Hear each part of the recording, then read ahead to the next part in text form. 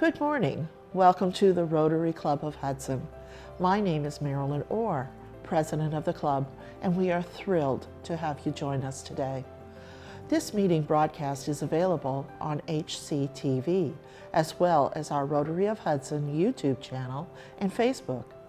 Our club meets weekly using this digital platform, Zoom. When we meet in person, it's at Laurel Lake Retirement Community for breakfast. We hope to get back to that soon. We meet most Wednesday mornings from 7:15 to 8:30 a.m. So come out to join us for a meeting. We would love to have you as a guest. To learn more about Rotary, our club, and the impact we are having on our local community and the world, please visit our website, rotaryhudson.org. So enjoy this meeting today and help us share the message that Rotary opens doors of opportunity.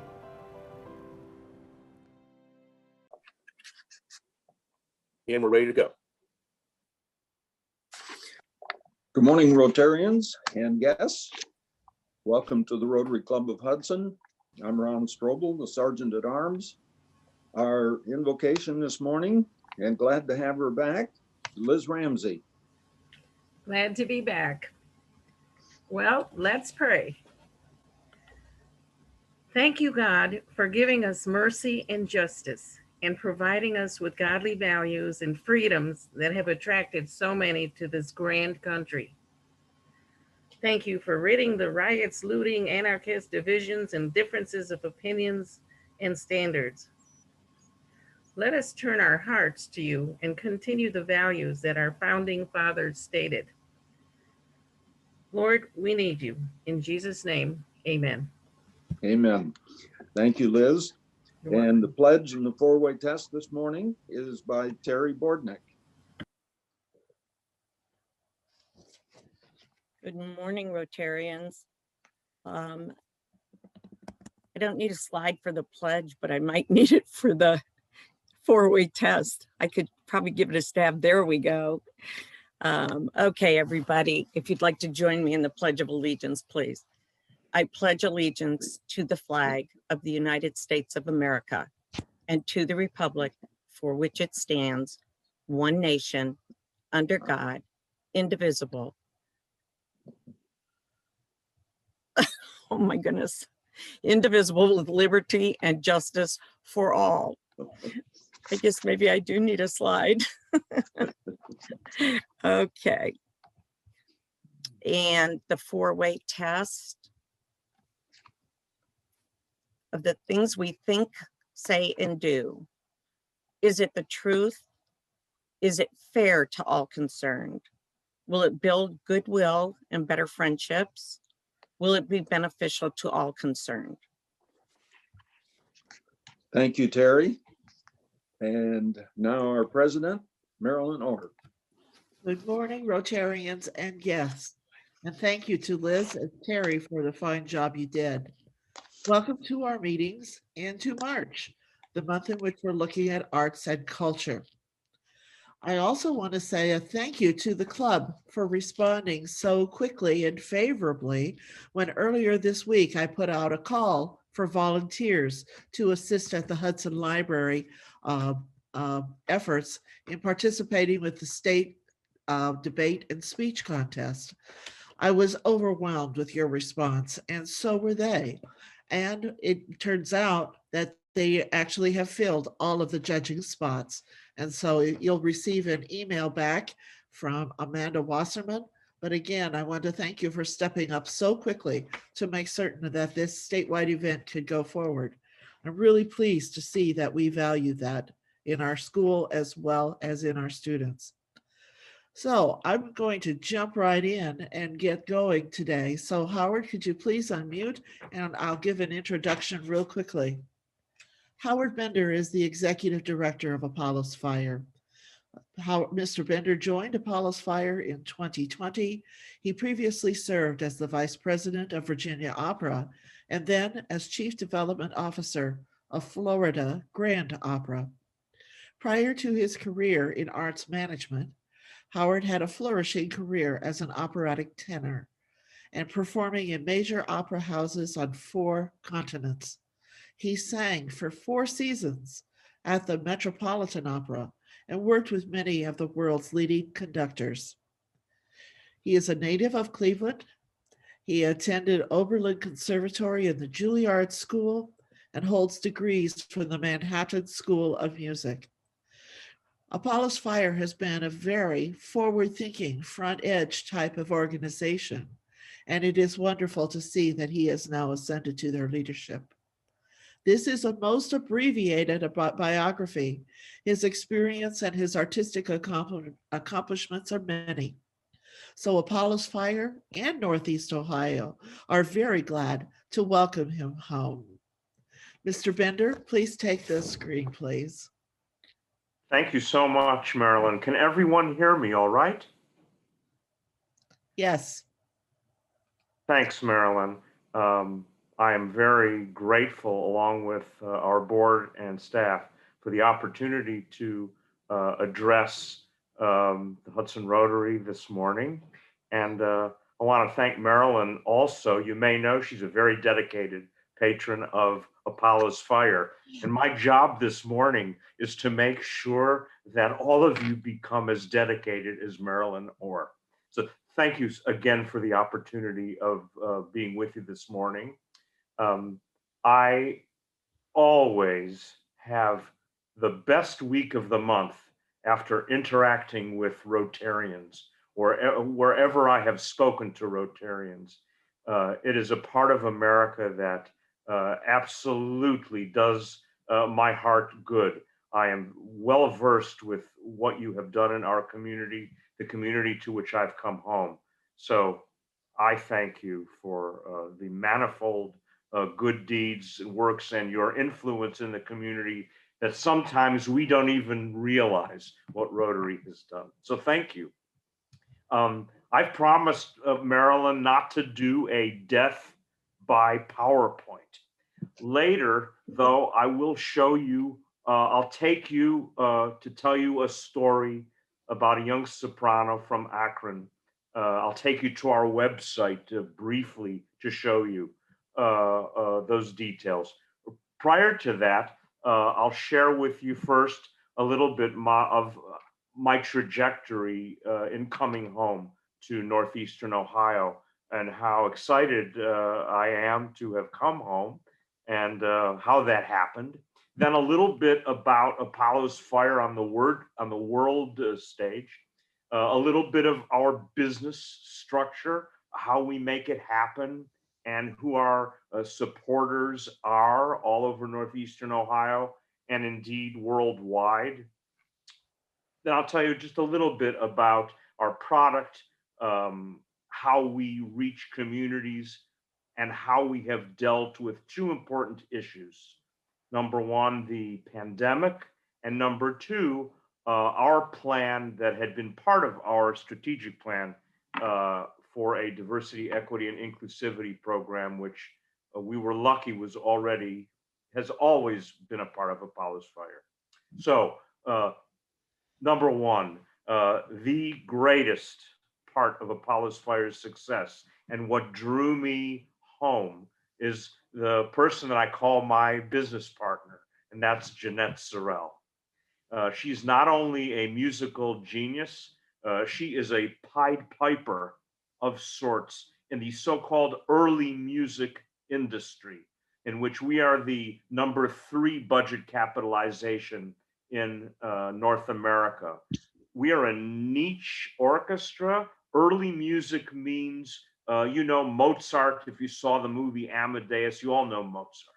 So it's sort of early Mozart and before, into the 18th century, early 18th century, that sort of music.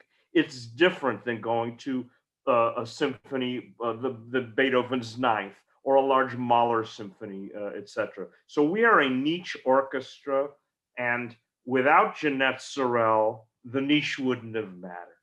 This is an individual who's not only a brilliant harpsichordist, a brilliant conductor, conveying to up to 80 people what she wants done, and will entertain you and give you joy with a gesture of a finger, a wrist, an elbow, an eyebrow.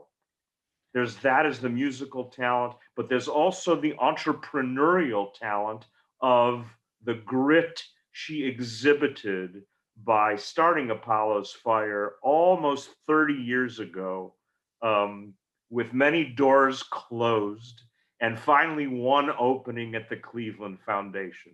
And she started it with $25,000, wrote her own 1023 to the IRS to get a certificate for becoming a 501c3. The rest is history. The movie Playing with Fire is winning all sorts of awards. It talks about this exact trajectory. I never met Jeanette Sorrell in my own trajectory around the world. We just never met. My wife and I had the pleasure of living in many different communities during my singing career, and then during my career on what we call in the music business, the dark side. That means you've gone from the joy of performing music to the hard work of budgeting, raising money, and dealing, in the community and making decisions based on data. So that is something Apollo's Fire does. We're about a $2.3 million annual capitalization. We had a balanced budget last year, and we were very lucky to do that. How on earth could we accomplish that in the pandemic? Mostly due to people like you and Marilyn Orr and our leadership, because they are so very generous and so loyal. We do 6 subscription concerts a year in Northeastern Ohio. We tour these concerts all over the world, and will begin worldwide touring again next season. However, 1/3 of those concerts last spring were canceled. A St. Matthew's Passion that would have been in St. Paul's in Akron and Severance Hall in Cleveland were canceled for pandemic reasons. And so ticket sales income dropped sharply for the last 2 concerts. Fundraising, though, we were able to jumpstart in a couple of ways. So we have a very active leadership. It's about 52 people. There is a proper board of directors numbering 29, and we have 2 non-fiduciary bodies. One is the Akron Advisory Board, who is throwing their first gala this year. It's the Silver Soiree. It's the 25th anniversary that is actually being held this summer, a little bit late because you know why. We also have an ambassadors council. That's about 52 people. We say when the family is at the table, the community follows. Our family remained with us at the table supporting us. And one incredible way that they started was what we call the Musicians Fund. Many of our musicians, and I'm sure you've read the articles of orchestras, opera companies, ballet companies, that due to their structure were unable to pay or pay very much to the musicians when they had no work. Through our board and supporters, we have been able to pay out nearly $180,000 so far in partial cancellation fees, often up to 70%. We ran a grant program last summer for our most needy musicians so they could pay the rent, because we knew that, God willing, when we came out of this pandemic, we would still have musicians who were viable, who had places to live.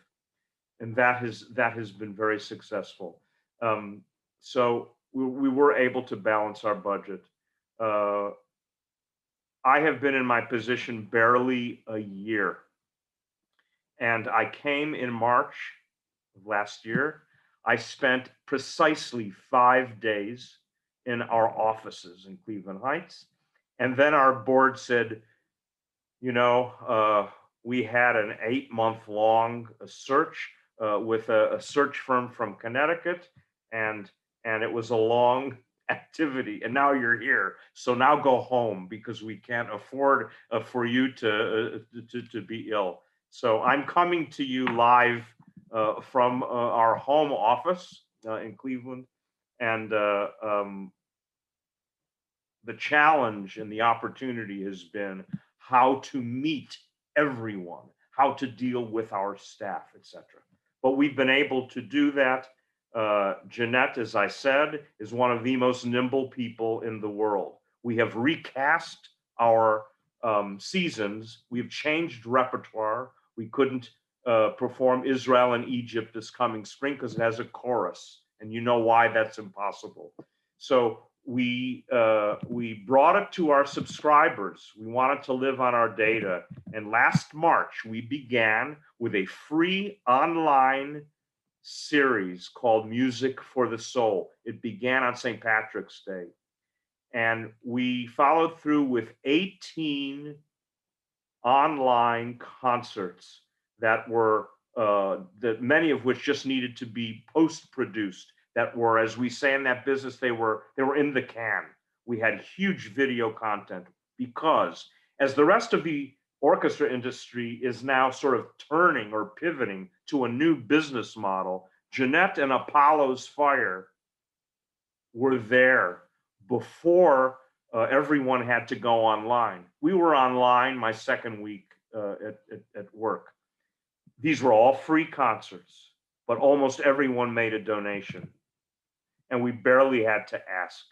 So after the success of Music for the Soul, we were proactive in offering a new subscription for the season in which we're in right now, the 2021 season. And we called it Attend in Person or at Home. It's no fault. If you can't attend in person, we will send you a link 7 to 10 days following the live, completely produced concert, produced like great performances at Lincoln Center, that sort of detail to sound and format.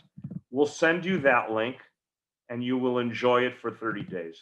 So the question was last May when we codified our budget, and then June when we sent out our subscription, would people buy online subscriptions?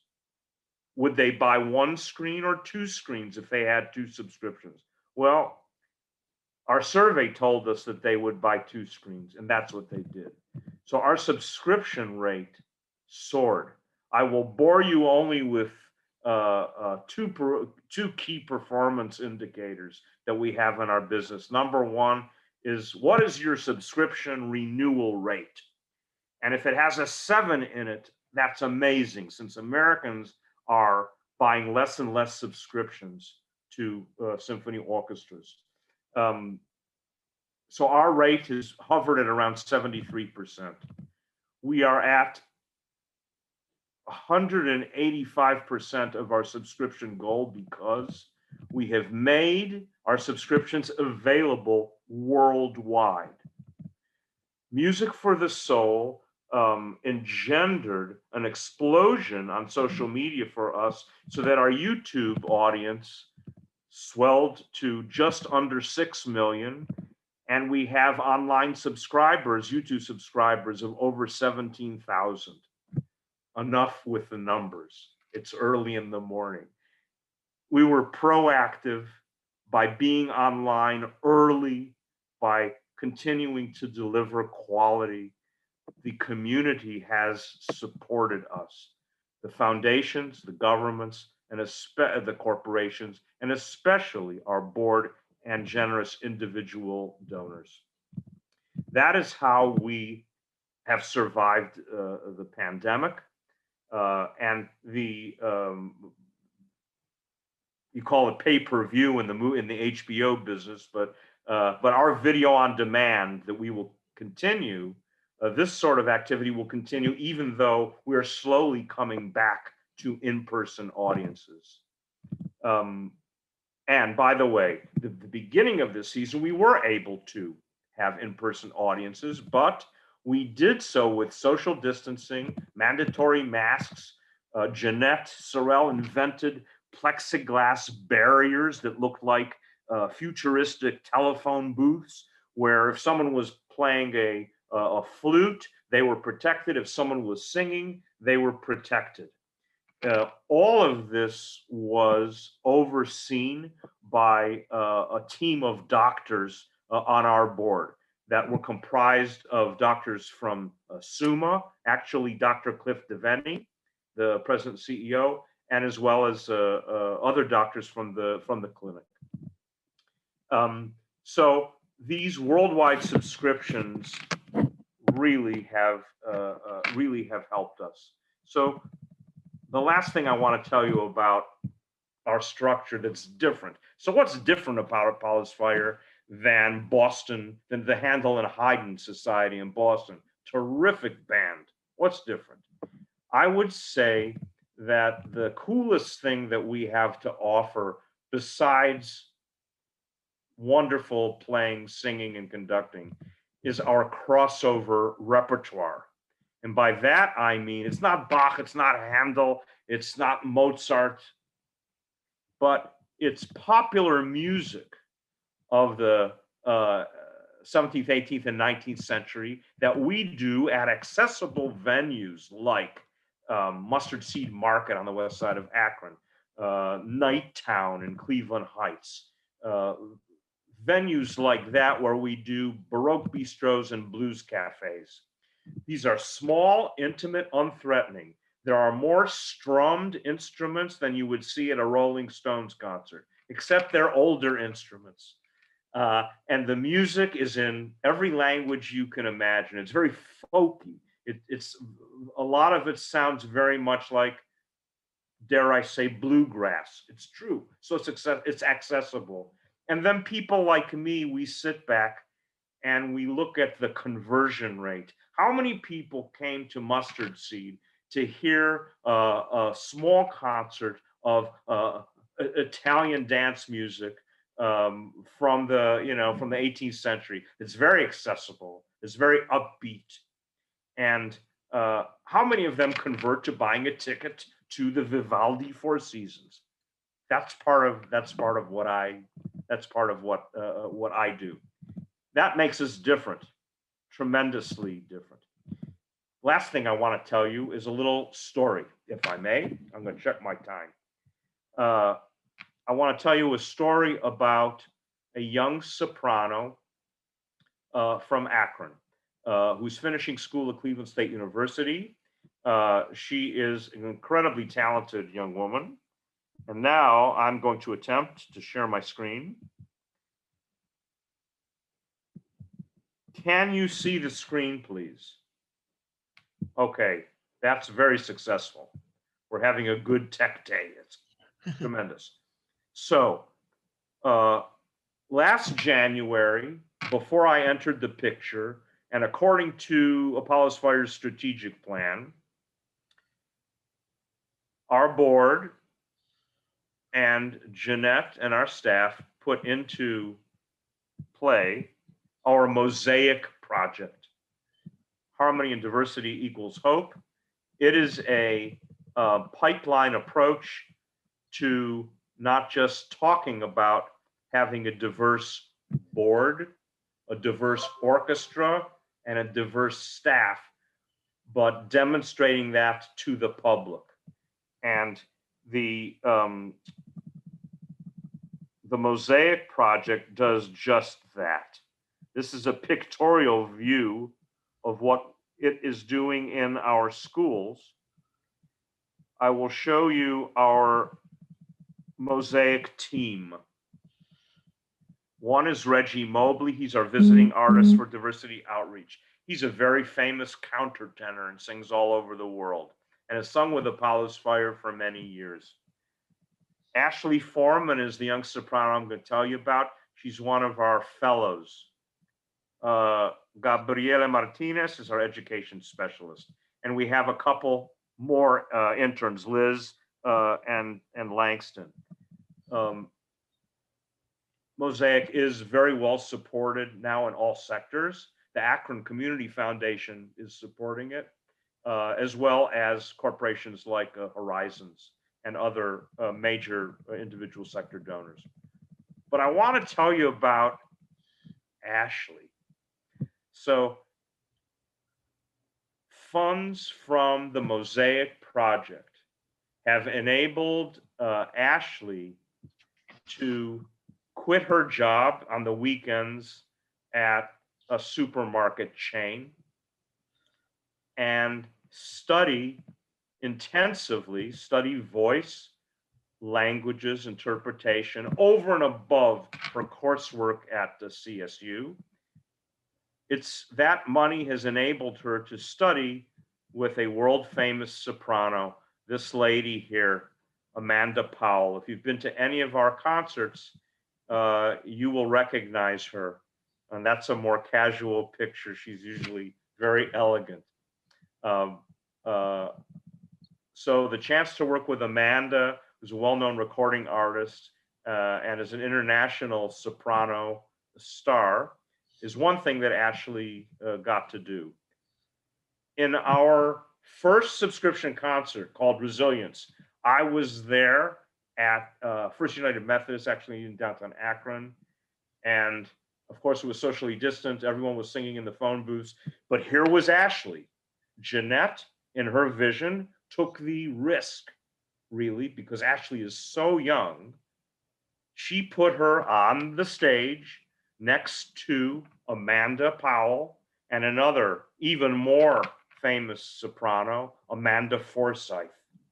The three of them sang trios, and here was Ashley Foreman really holding her own vocally, dramatically, in every way with these two amazing artists. So my jaw hit the floor, and I've just told you one of the reasons why I wanted to become an arts management person eventually. After my career as a singer, I knew someday would no longer be possible. Watching Ashley debut that evening was tremendous, tremendously inspiring. And the reviews that she's gotten from the London press, who comes to most of our concerts, are amazing. So she's off to a wonderful start. So I wanted to tell you about Mosaic. All of this is available at apollosfire.org, and you can also find information on subscriptions or how to become a donor. But I think many of you already are. I'm going to stop sharing my screen, but I don't want to stop sharing with you. And I would love to, at this point, chat with you and take some of your questions about Apollo's Fire or the early music business in North America. It will be my pleasure. And again, I want to thank all of you for welcoming me and us into your homes or home offices. Thank you. Apollo's Fire won a Grammy for the opera performance that they put on in 2018. The Grammy, I believe, was awarded in 2019. How big a deal was that? I have seen the video. It's somewhere on our site. It is. We have the Grammy, you know, in our office. There's no spotlight; it's just there. That's very much the style of Apollo's Fire. And Jeanette Sorrell, she's a big star. I will share with you, she's about to make her traversal of what we call the Big Five American orchestras. She's been to some of them, but she is one of the most self-effacing conductors that I know. And I will tell you, after having been chosen by Lauren Mazel to manage his Castleton Festival in Virginia for a few years, that she is a different kind of world star. And I loved Maestro Mazel. Sang with him and eventually helped him create his festival.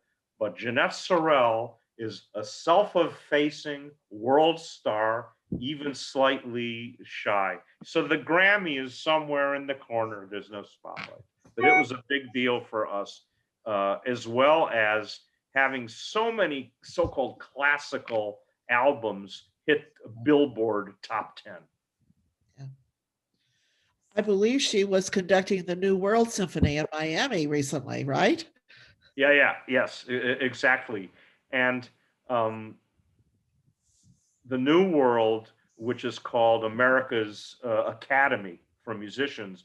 Yes, it's Michael Tilson Thomas is their music director, big star, but they are a music academy. They are a training ground for tomorrow's greatest instrumentalists in a post-conservatory timeline. These are students who are already have their masters. And what Jeanette does there, she just simply doesn't walk in and conduct. They have her for a full week and a half, and she also teaches. Jeanette is very much of a teacher. Coming from a dad who was a very learned professor, it came naturally. Okay. Yeah, she's always been that way. I mean, she's had the musettes, the young kids that perform particularly at Christmas. They're very, very talented group of kids. And I had a question about how the orchestra has changed over time. I'm noticing some new and really talented young people like Brian Kay. Can you tell us where he came from? Comes from Akron, actually, and he's a still lives in Akron, and he's what I would call a modern day troubadour.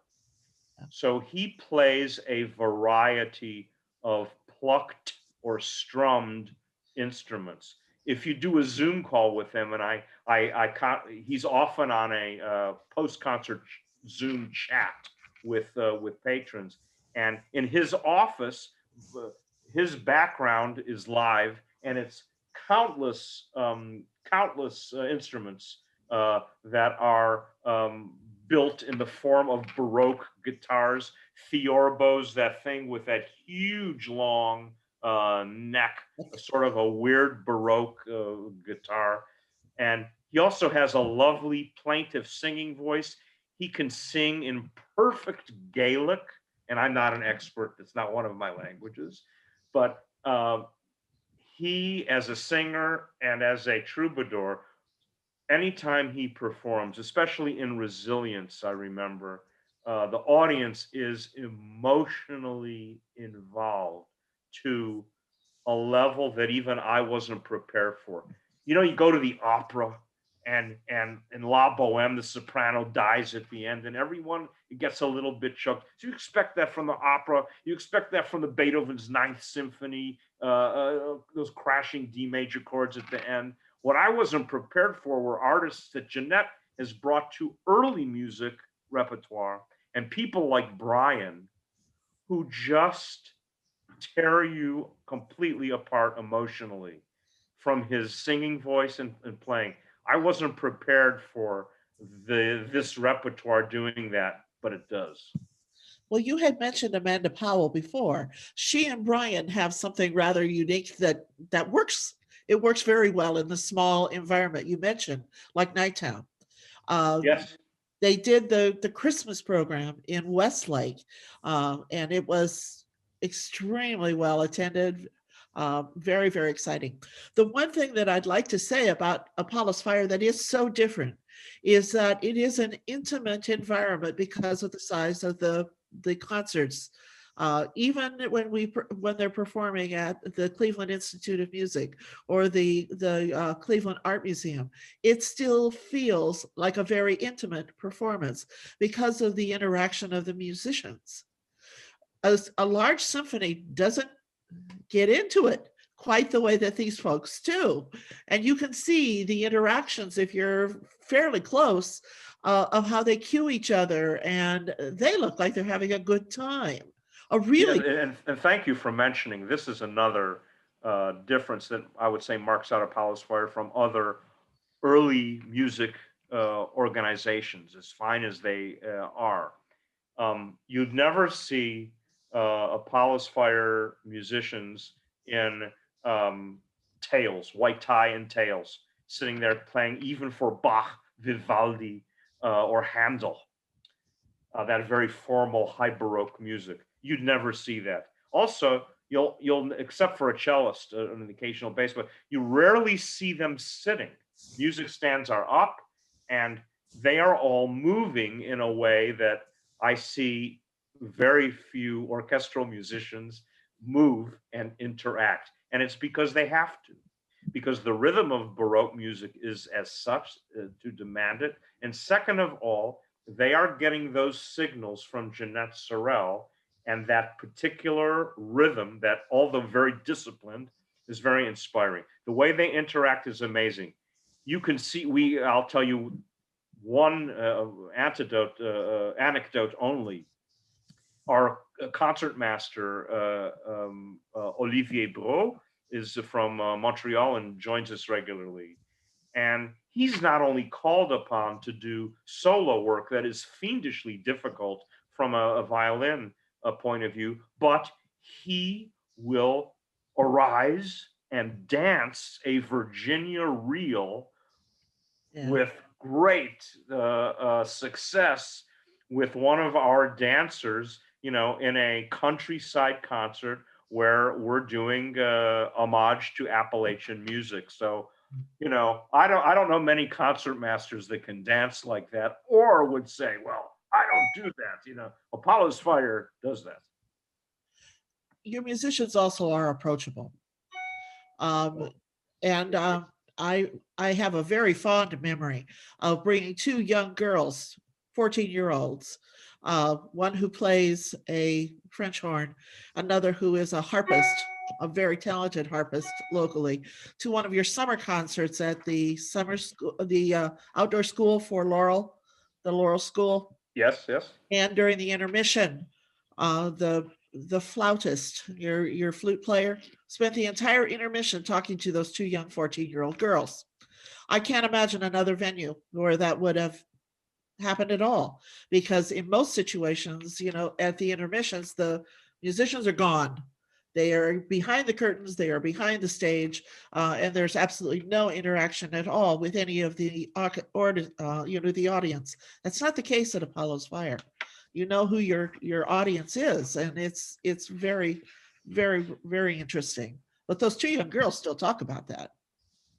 That's wonderful, and that anecdote illustrates clearly why our family, our board people, immediately said, we need a musicians fund.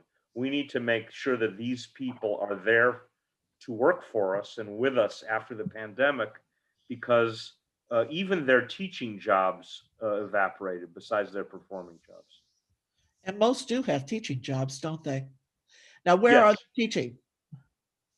So we have two types of musicians. We have Northeastern Ohio musicians who make up sometimes a third to a half of an ensemble. But we also have many, many visiting musicians from all over the world. Alan Chu is now in town from Singapore, an incredible violinist. He's regular with us. Emi Tanabe joins us from Chicago. Olivier from Montreal. Almost all of them teach. So the Northeastern Ohio, the Settlement, the Cleveland Institute of Music, and Oberlin and Baldwin Wallace, depending on which season. So they're completely embedded in our music schools here.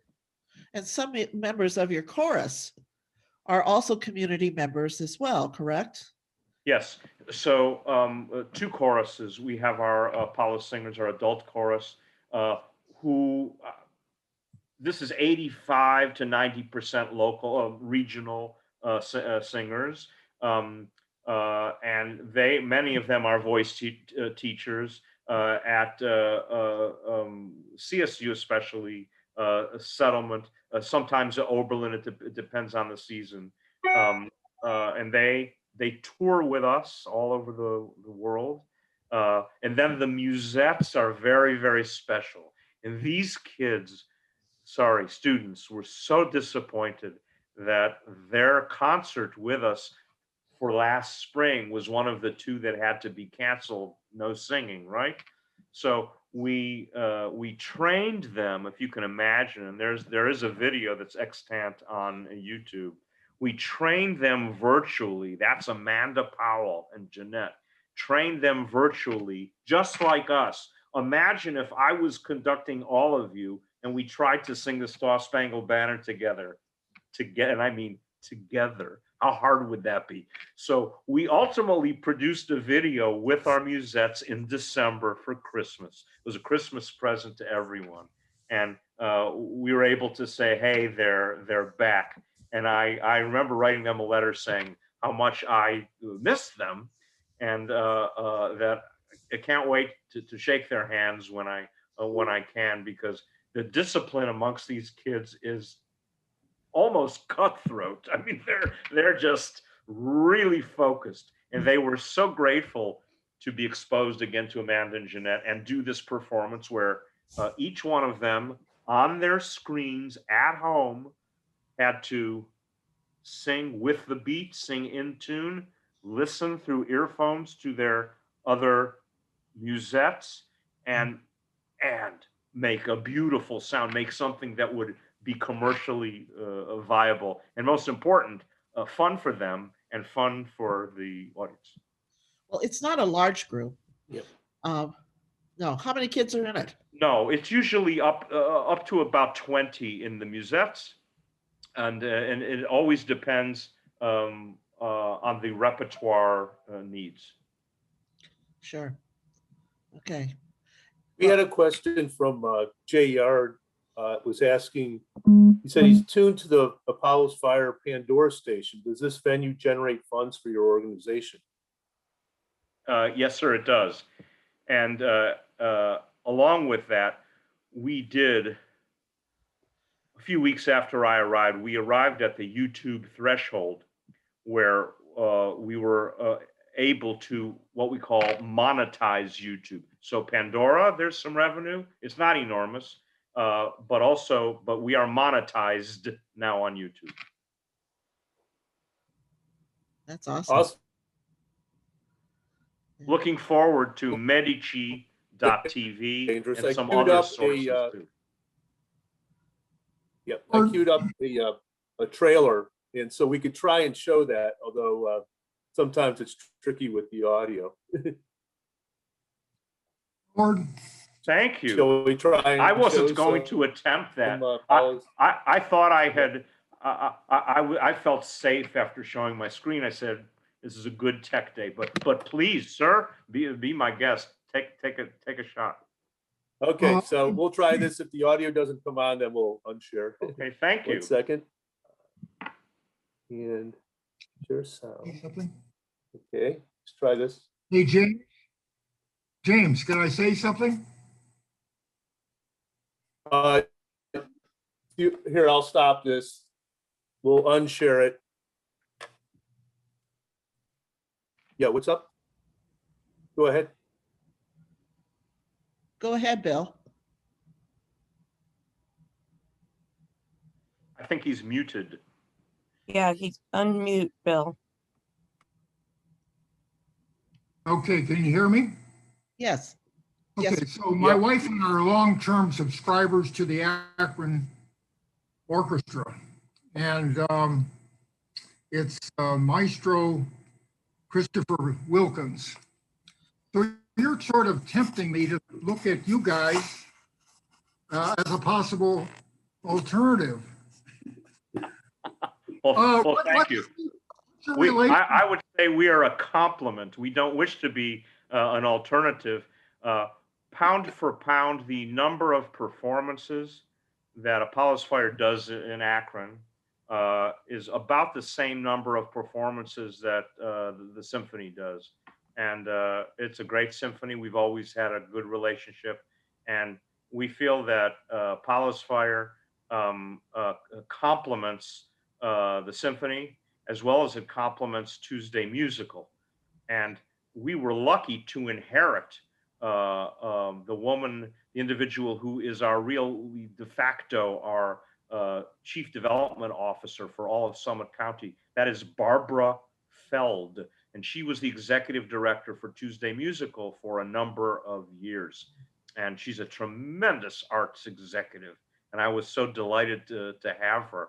So I would say we complement Tuesday Musical, we complement the Akron Symphony. So anytime you go to any one of those concerts, we're happy. Okay, we'll try this again to Okay. do the sharing. Okay, let's see. And one. Okay, share.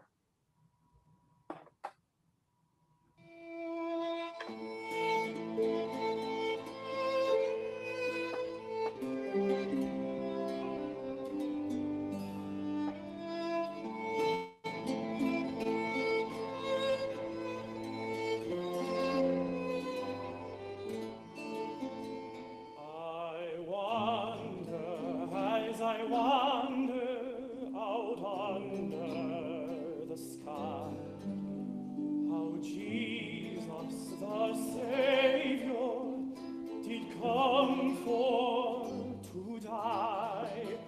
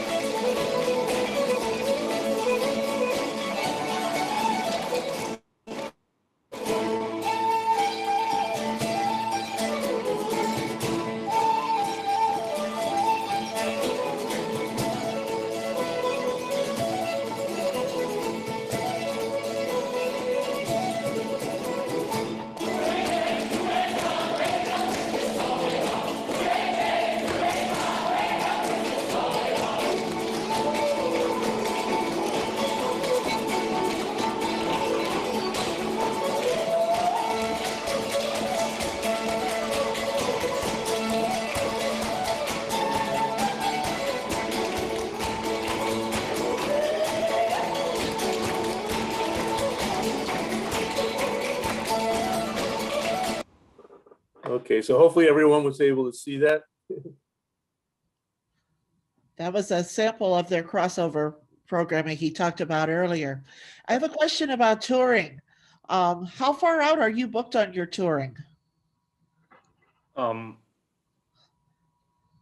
do you Most plan those- minimal right now, the most Right. minimal in history because of the pandemic. Okay, So Apollo's Fire has 3 managements. In America, Opus 3 Artists in New York, which is the gold standard for classical music management, and they handle most of the top American orchestras. They handle North America and South America. We are just finishing plans literally for August, which is never happens before, to return to Ravinia. We were the Ravinia season in Chicago, the summer home of the Chicago Symphony. It was canceled last summer. We were supposed to be there, but we're going back to Ravinia in a socially distanced audience configuration that they have deployed. We're going there in August. After that, we'll return to Caramore Festival in Westchester, New York. That was also canceled last summer.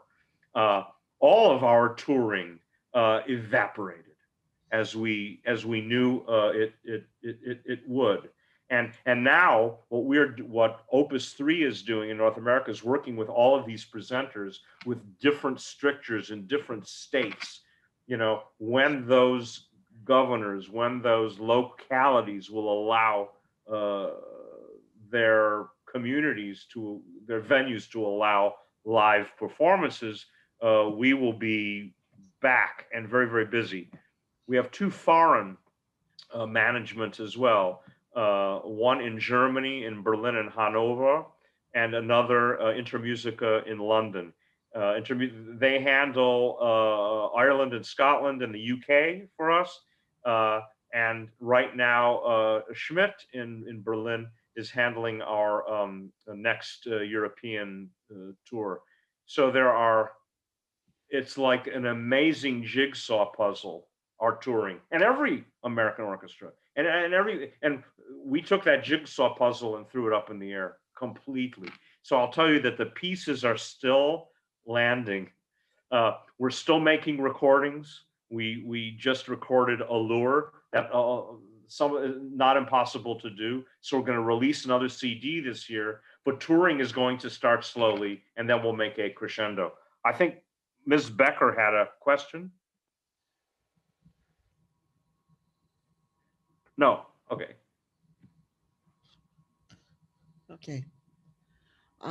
Well, You maybe already spoke to this. No, I actually am from Highland Park, so I'm familiar with Ravinia for sure. But what are you aware of in terms of the plans with Blossom? Which actually I think is a better venue than Ravinia, even though Blossom? So, to my knowledge, we have not appeared at Blossom. Our relationship with TCO is a very cordial one. Personally, for me, as someone who grew up here, it's the orchestra I grew up with. It's why I became as lucky as I became. My wife worked in their philanthropy and advancement department for a number of years. We rent Severance Hall on occasion, but we have not been to date a part of a Cleveland Orchestra season or the Blossom Festival. There's nothing in the world that precludes that. It's just a matter of the stars aligning. Schedules in our business are so Byzantine. And now with our 3 agents, we're looking at this puzzle 3 to 4 years out. The Cleveland Orchestra, as you can imagine, has been doing the same thing. I am not sure yet, because of their size, they have not announced their summer repertoire this year for Blossom. I'm sure it's going to be unbelievable, and it's a great mix.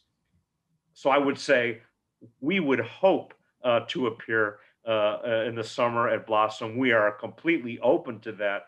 And I by no means infer that Cleveland Orchestra is not. It's just, I mean, I can tell you the story of 2 or 3 violinists that we've been trying to book for 3 years, and we just can't make the stars align. There's been venues that have been trying to book us for 3 years, and they can't make the touring work. So that's part of being on the dark side. It's a good question, though.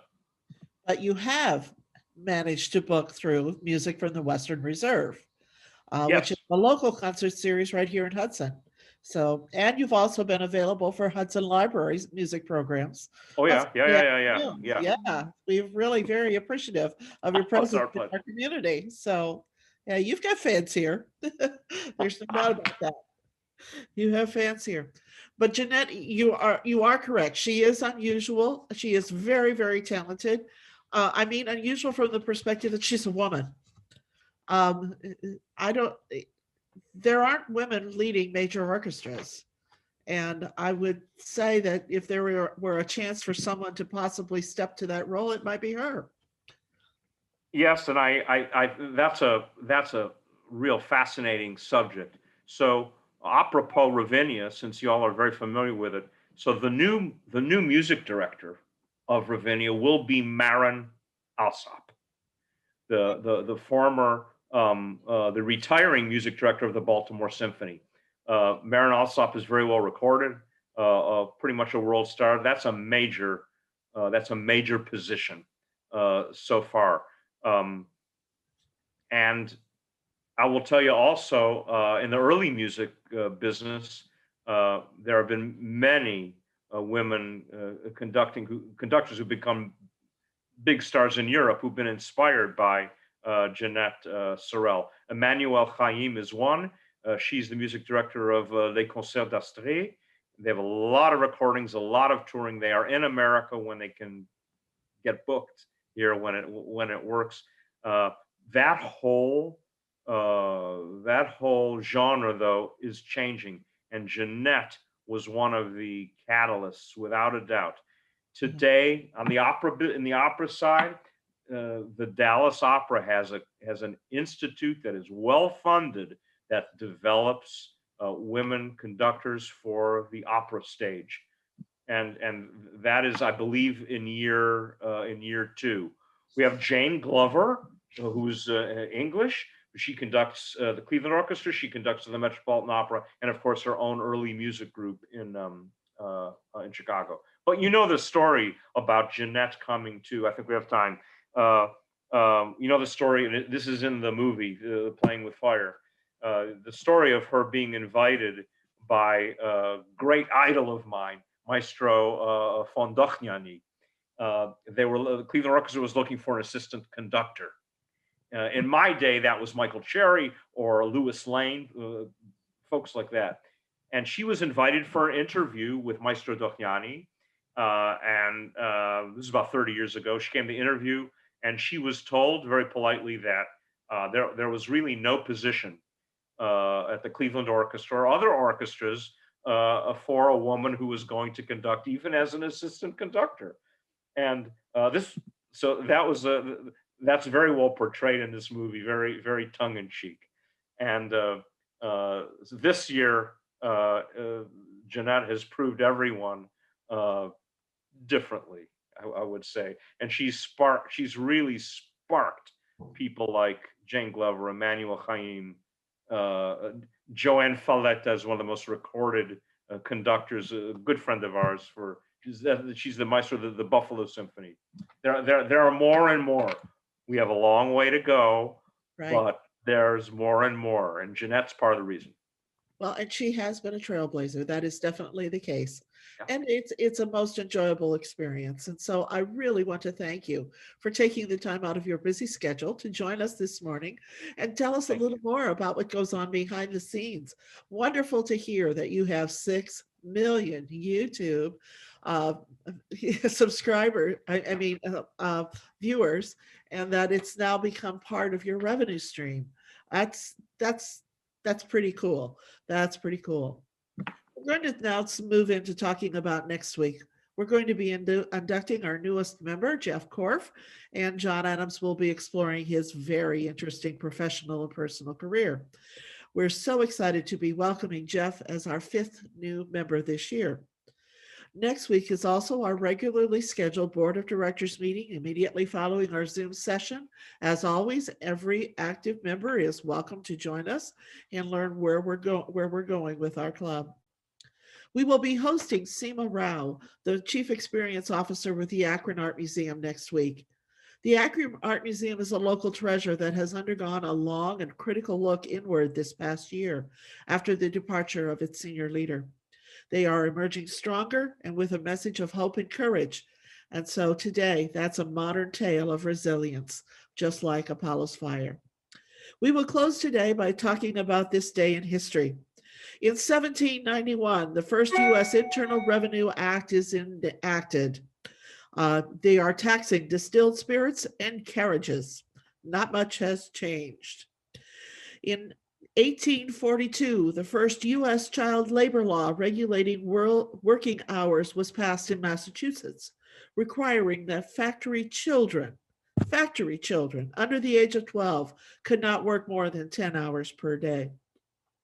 And in honor of Apollo's fire, in 1875, Bizet's opera Carmen premieres in Paris. And so on that musical note, please have a great day. And thank you very much to Mr. Bender for making our morning educational, wonderful, and musical. We'll look forward to hearing more about Apollo's fire in the upcoming months. So hopefully we'll be back live in the fall. Looking forward to it. Thanks.